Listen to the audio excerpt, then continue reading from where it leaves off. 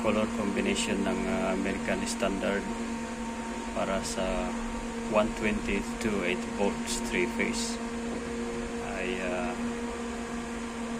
black, red, and blue. Para sa line 1 black, line 2 red, at blue para sa line 3. Tapos white yung neutral. Tapos syempre green pa rin yung earth or ground. Ito yung required kasi dito sa lugar na ito. Dahil ang mga household appliances dito ay puro 110 volts. Pero nung nasa Middle East ako, puro mga British Standard doon.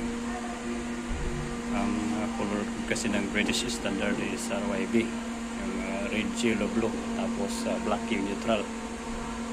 Pero nung bandang huli, binago rin yung bagong labas na British Standard color code.